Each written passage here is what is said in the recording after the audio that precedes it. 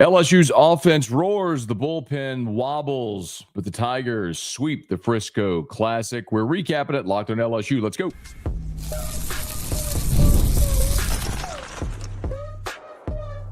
You are Locked On LSU, your daily podcast on the LSU Tigers. Part of the Locked On Podcast Network, your team every day. Okay, let's get it. It is Locked on LSU, your team every day. I'm your host, Matt Moscona. Thanks so much for making this your first listen. We're free, available wherever you get podcasts, of course, on YouTube as well. So please subscribe. As always, one of the fastest ways to help us grow is by leaving your comments below. And thank you very much for that. LSU beat Sam Houston State 12-8 to sweep through the Frisco Classic after winning a thriller on Friday against Kansas State, a furious rally for the Tigers on Saturday against Nebraska, and then the Tigers built a big lead and then held on Sunday against Sam Houston State. So 3 wins, and all 3 of them in very different ways for the Tigers, which I guess you could look at it and say, it's a good thing. You're learning how to win games in different ways. But the Tigers beat Sam Houston State, and now they'll come home for a busy 5-game week where they'll play North Dakota State Tuesday, Thursday, and then a weekend series against North Alabama at the Box. So a busy 5-game week for the Tigers ahead. We are live. And again, for those who are joining us for the first time, thank you. If you're an everydayer, thank you for that. My commitment is here during football season. Thinking ahead. During baseball season, we'll go live after all the LSU baseball games many times as possible. I wasn't live after Saturday's game against Nebraska because I was at Endymion down in New Orleans. But here we are on Sunday and glad to be here. If you're watching or listening on demand, thank you so much for that. But for those who are with us live, remember, drop your questions or comments in the chat. And what I'll do is I'll run through my thoughts on the game, and then we'll grab our first break. And then when we come back, it'll be all your questions and comments. So please drop those in. I'd appreciate that greatly. Okay.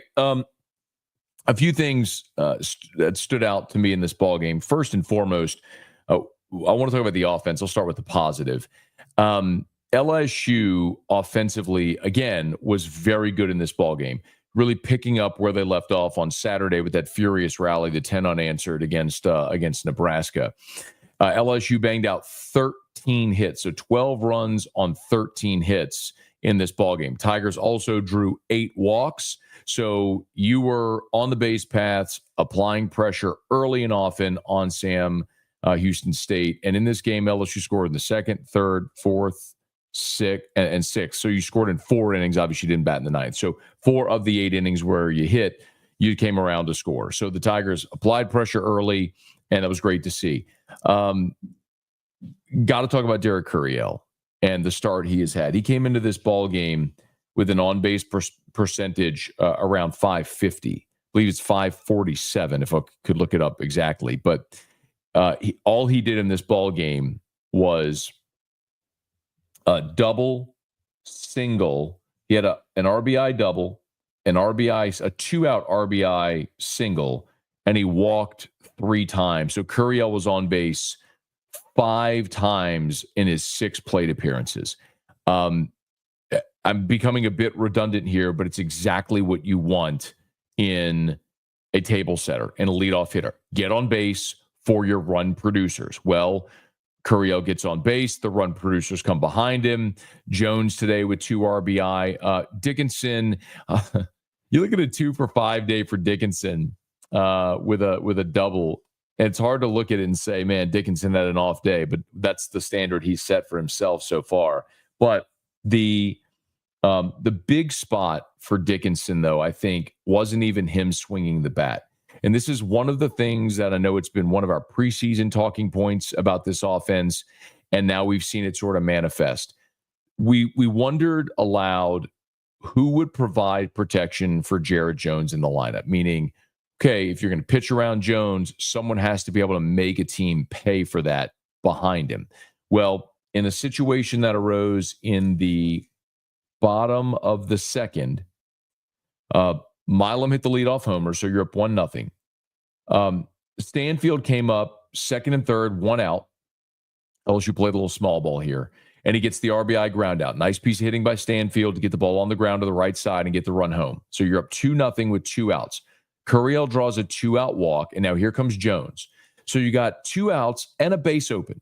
This is normally a spot where you would say, let's just put Bear Jones on because don't let this guy beat you, make someone else beat you. Well, instead, they decided to pitch to Jones because do you want to load the bases for Dickinson, who had been absolutely in fuego all weekend? Well, they pitched to Jones, and here comes an RBI double for Jared Jones. Then Dickinson would get an RBI single. Fry would homer. You'd go up 7-0 with that 7 spot because of the 2-out rally there. So again, it was a situation where we saw a team have to make a decision. Do you put Jones on base? Do you pitch to him? And early in the season, teams are struggling with that decision. Look, they walked Wednesday against Dallas Baptist.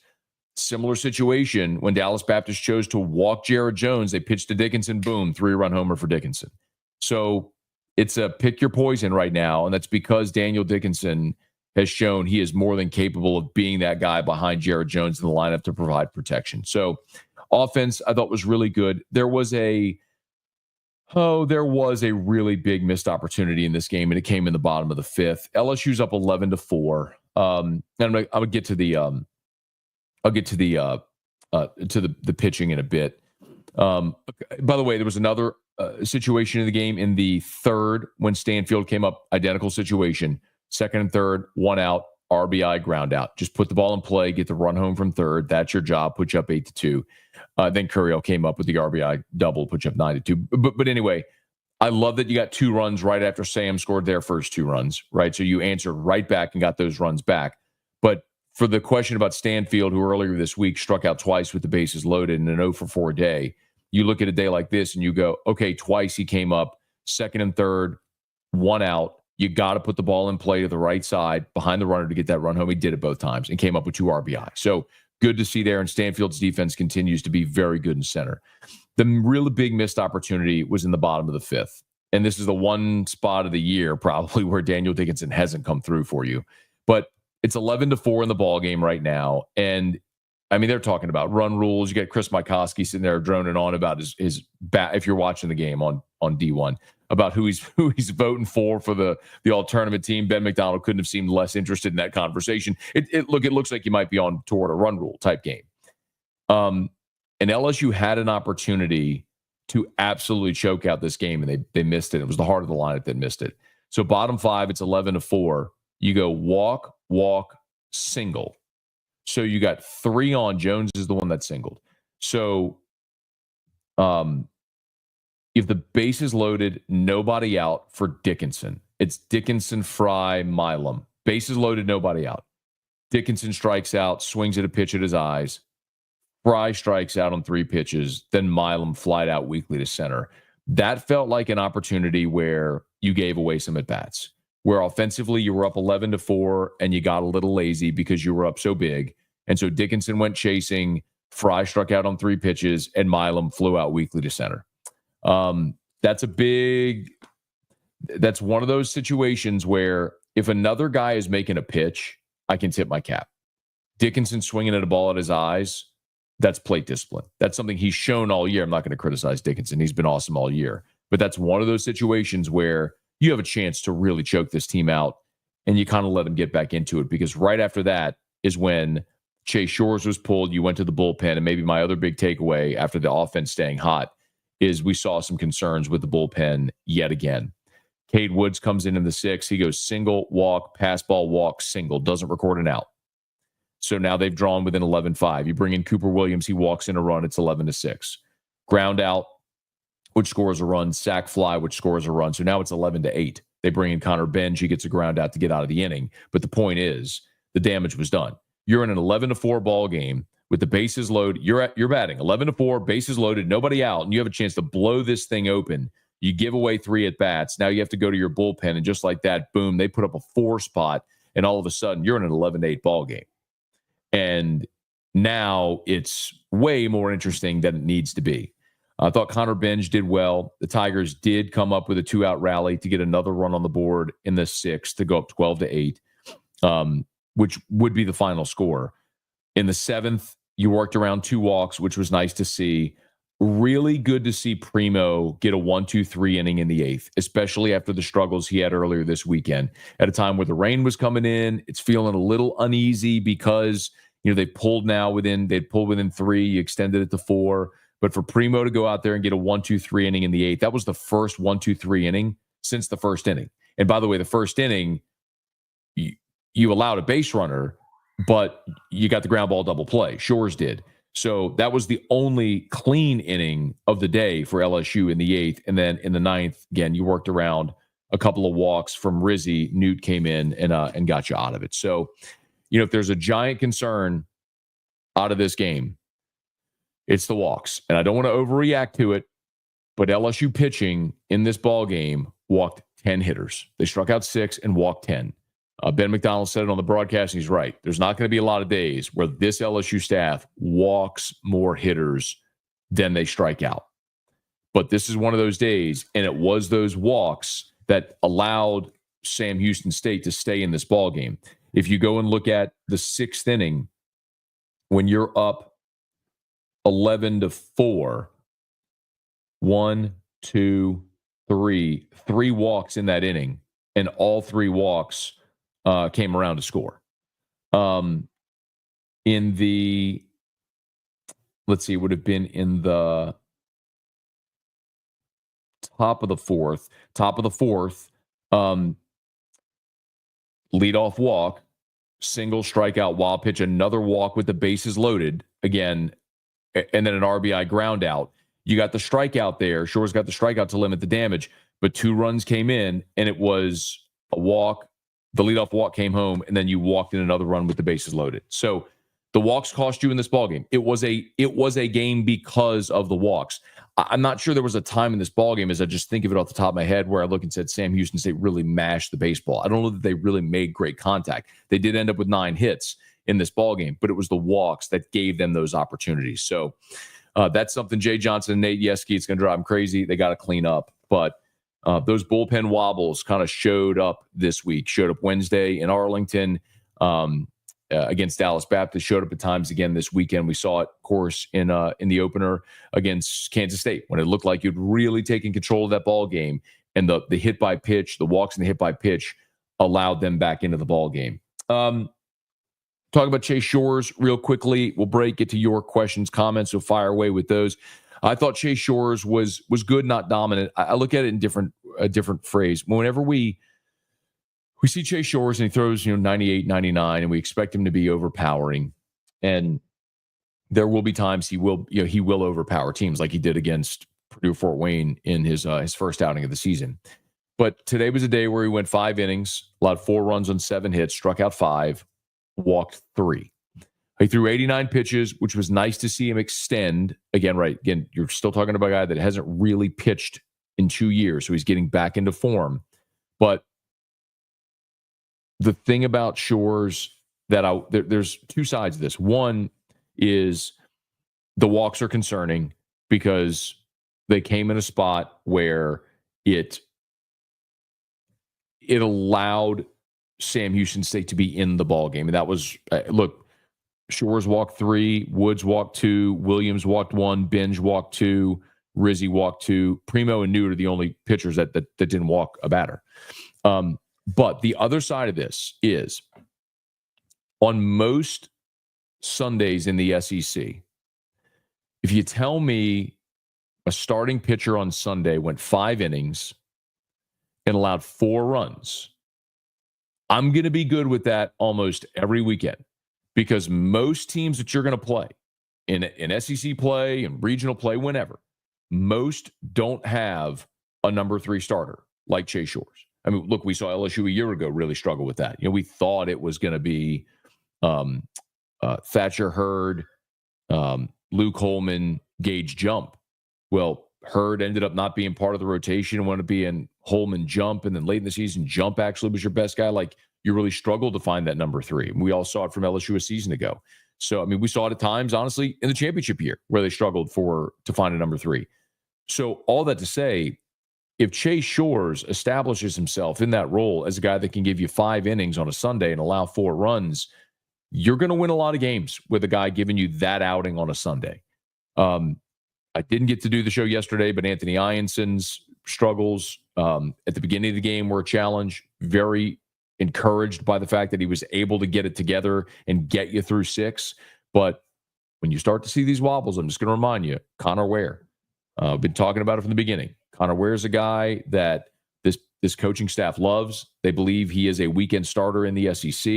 And if anybody shows that they're not capable, he's ready to take that role. And who knows, maybe by SEC play we might see it. But there's certainly things to critique and work on for Chase Shores today. The flip side of it also is the context. Most Sundays, your starting pitcher gets you 5 innings, preserves your bullpen, and allows only 4 runs. You're going to be in a good position with this offense to beat a lot of teams and win a lot of Sunday games. Okay, I'm going to shut up. Let me knock out our only break. We'll come back, and I'll get to your comments and questions. So please fire away, drop them in. Appreciate you for being there with us here. It is Locked on LSU, your team every day. Today's episode is brought to you by FanDuel. When the game tips off, the NBA action is just getting started, and there's no better place to get in on it than FanDuel, America's #1 sportsbook.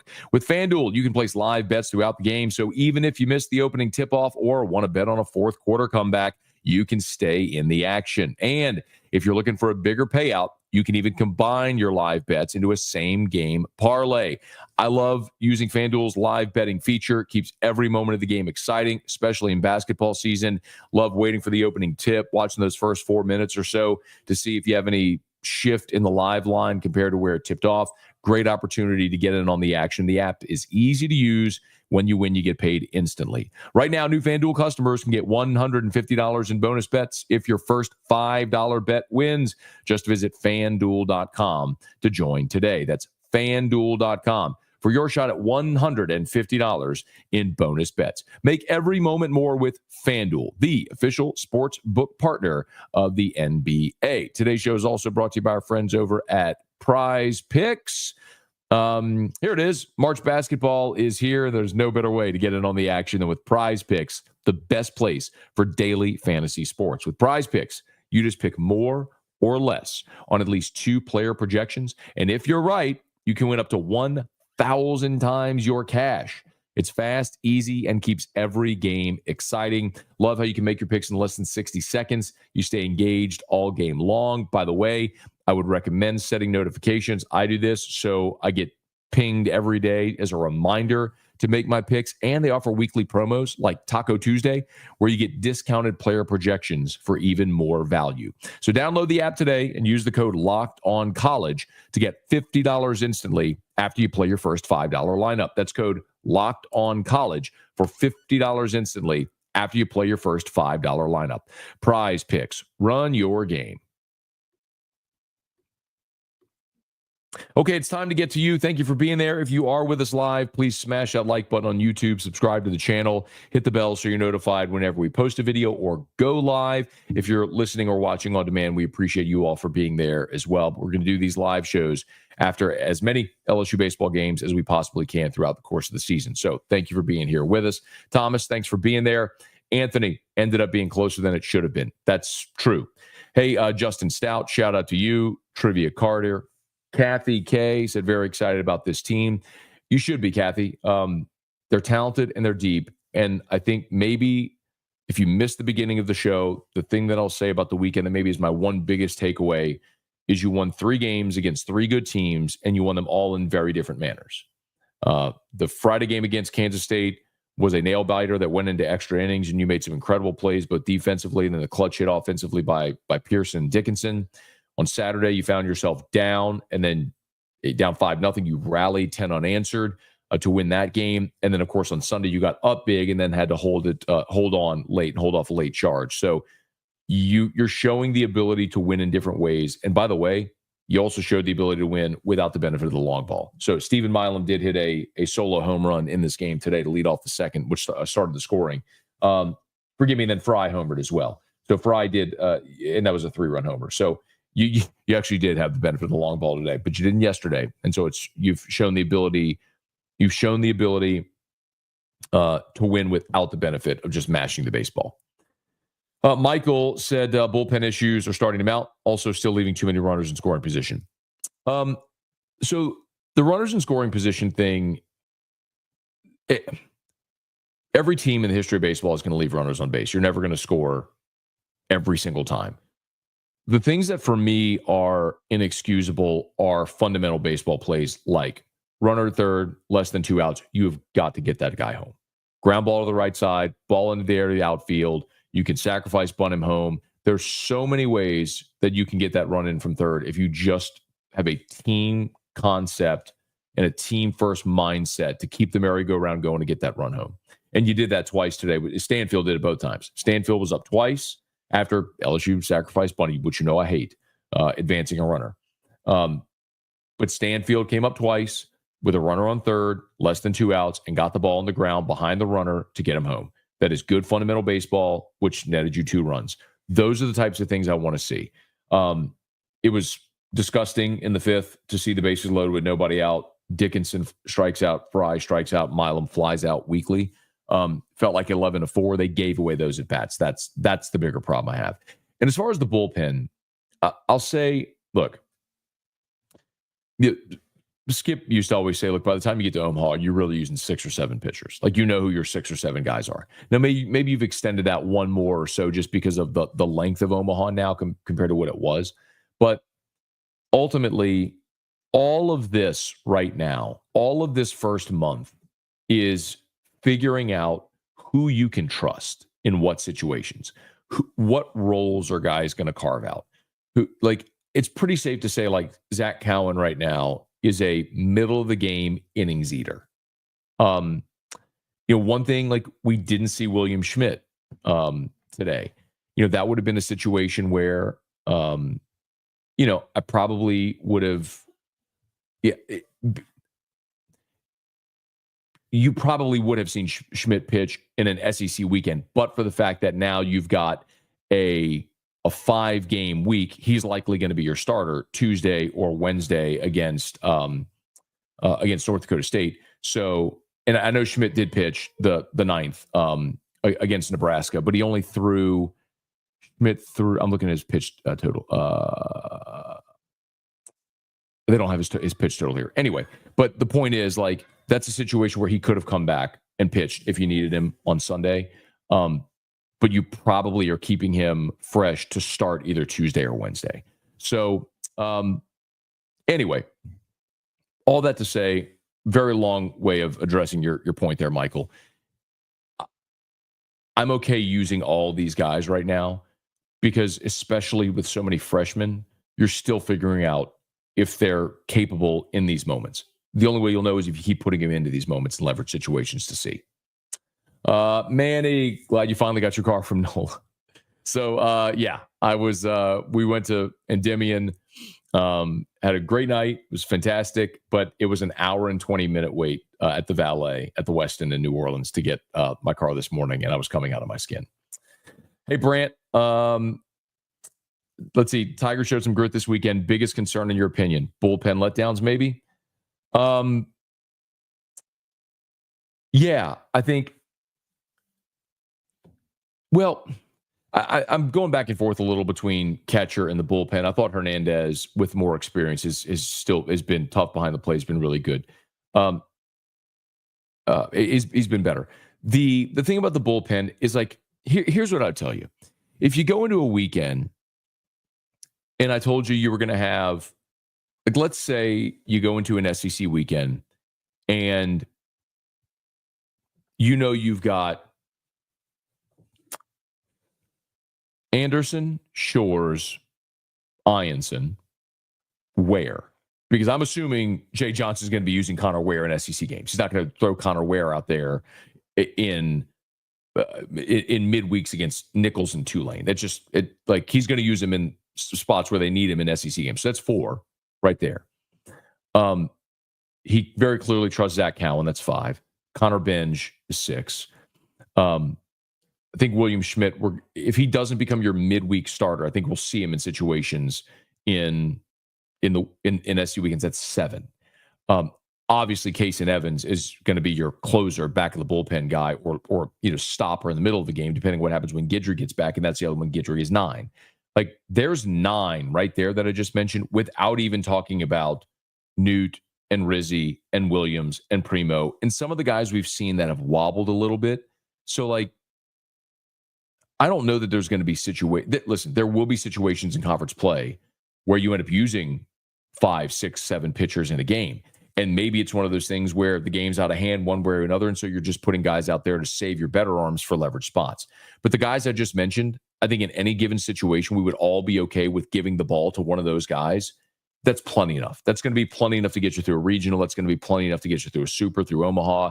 Like, you have enough.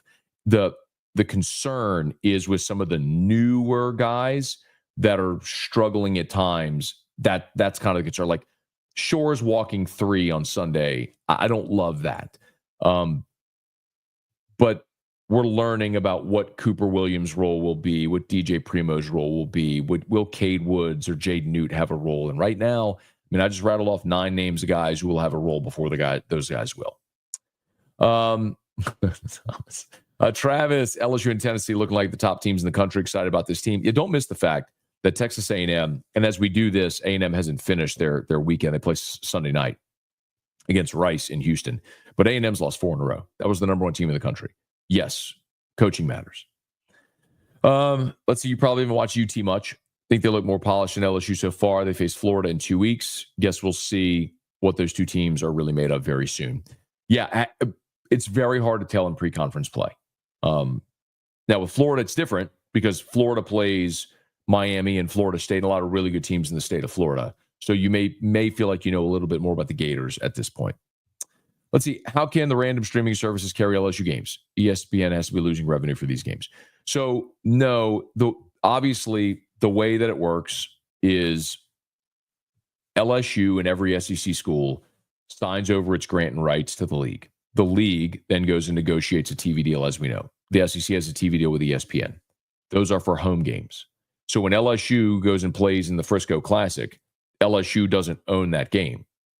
The Frisco Classic does. So D1 baseball organizes that event in the same way that a bowl team or a bowl committee organizes an event. So D1 baseball finds the venue, finds the sponsors, it goes and finds the team and says, hey, you want to come play in our event? And then they stream the games. So ESPN doesn't have an option to stream those games. That's the D1. Like, you want to know how you avoid that is you don't go play in those games. But if Jay Johnson wants to take his team to go play in a beautiful ballpark in a different city in good competition to create a 4-team regional field then you go do that. And it stinks for the fans. Like, the fans are the losers in that situation. There's no doubt. But it's a great experience for the players because the bottom line is, at the end of the season, if LSU's holding up a trophy in Omaha, and, part of that is the experience building throughout the season. And this weekend, they could point back to and say, we learned about our team there, because nobody's going to look back and say, hey, remember, the season was great. The championship was great. But remember that crummy stream situation with D1 baseball?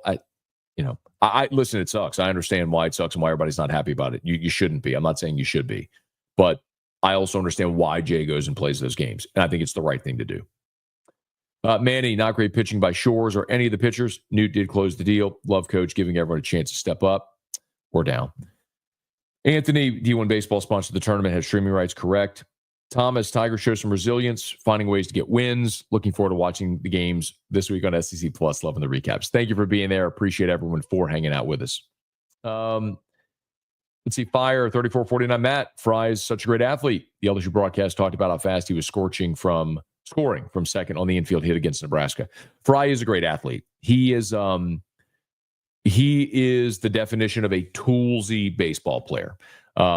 He's got the arm strength. He's got the speed. He can obviously hit for power. We haven't seen him in his career yet hit for average. And we haven't really seen the glove because he hasn't settled into a spot in the field. I don't know where that happens. But Jay loves Ethan Fry.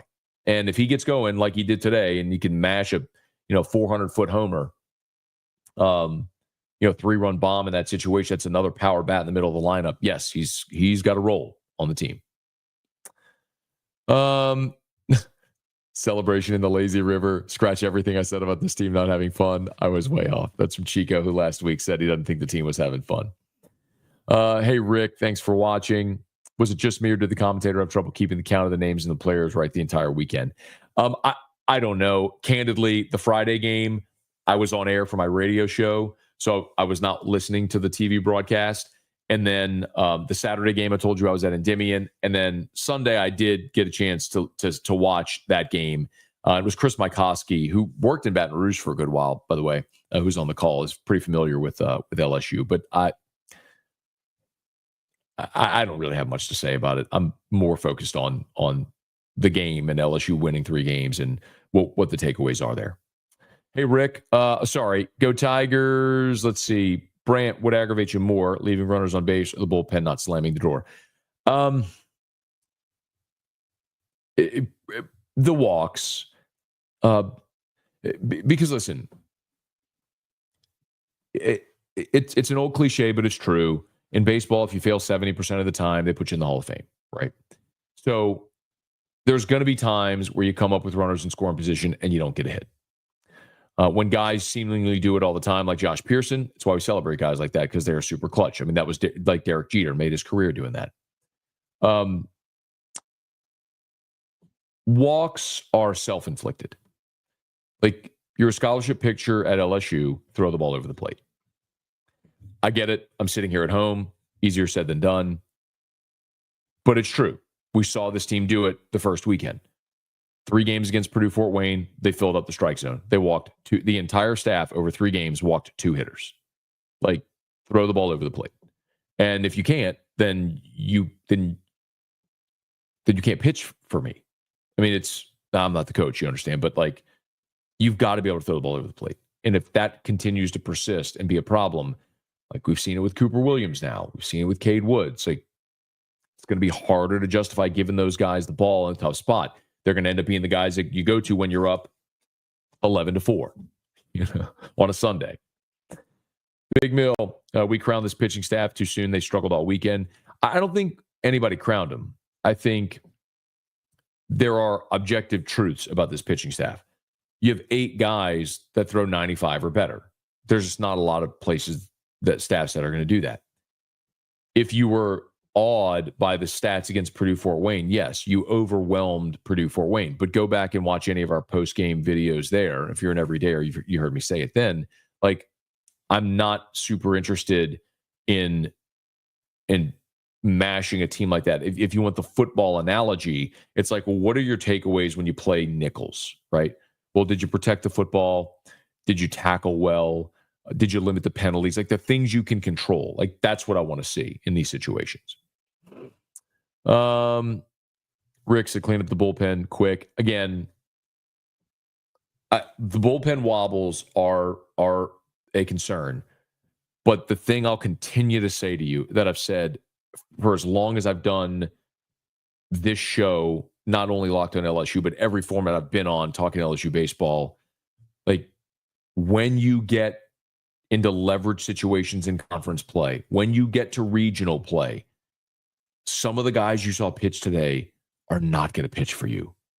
Like Anthony Ianson giving up the 5 runs early, that's a concern. But Jay left him in there to work through it, and he ended up getting you through 6, which is really encouraging on the flip side.